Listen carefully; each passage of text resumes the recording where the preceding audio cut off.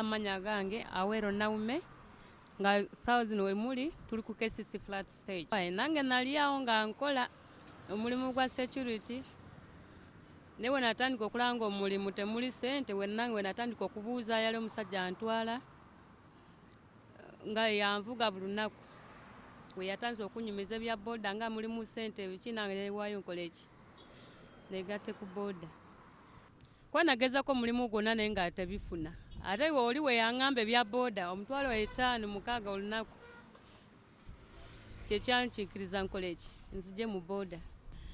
Abakyala bennyoma nnyo okulw'ensonga balaba omulimu gwa boda oba omulimu obukolwa gw'abasajja balowooza oba yasoma diguri ne master neetunula kukola mulimu gwa boda. Nze kyendowooza kyekibagaana okola ki okujja kukola mulimu endala.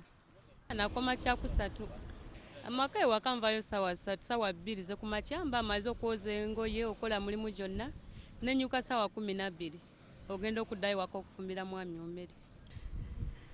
Okusinziira ku mulimu badde gwenkola omwezi sente z'omwezi gwe badde nfuna eri security kati ngikolera nnaku 3 mpozi aba clients abajja yayagala omutwalire ku bbeeyi ye womugamba sente ayagala abeeremu ng'ayomba ebyo bitonotono mpozi.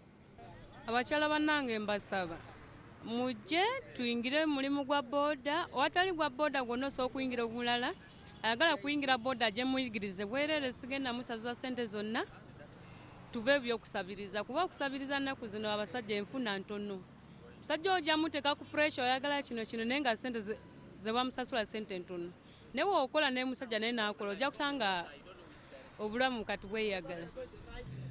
Obubaka okuwayo gavumenti kyandibadde awo naye kati onagiwoota nga wali bayagala obuyambi kuva mu gavumenti Katonda yeyamba si kyo kati soke tuveeyo nga abakyala tukole tufune saako zaffe tukole tutandike okuvuga boda gavumenti naye eyingiremu kuba tesobola okujja nga tetuliiwo. Nina abaana omwana omu ali ku ssomero asomera Soroti ali ku senior 1 pozi ono omuto yakaweza myaka 2 oyo yabeera ne neighbor wenfunira obudde mwa buli kimu kyetaagisa ali okay. Abakyala bannange baveeyo tuyingire tukole emirimu tuswaze abasajja batunyooma akufunisa olubuto nakulekaawo jangu okole tulage amaanyi at least abasajja basigale wansi ffe tuyambuke waggulu. I'm Gilbert.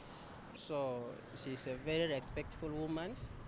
I wish each and all women, or let me say all the ladies, to be like Ename.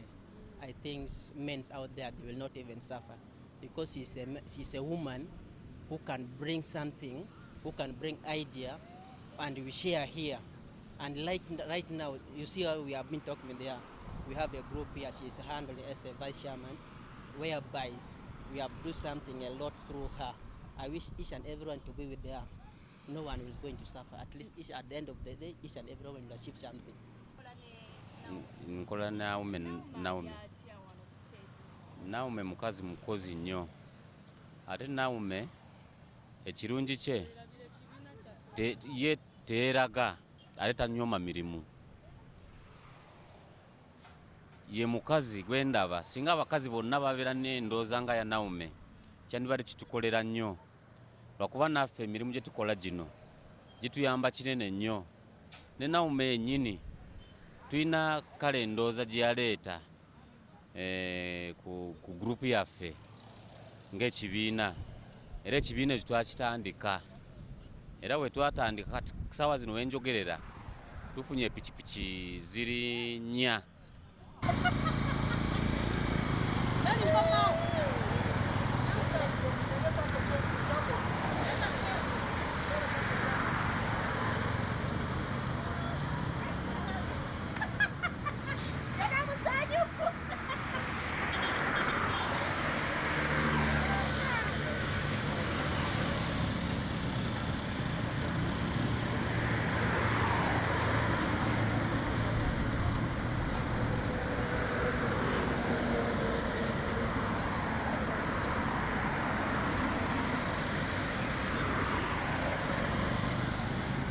Laba oli.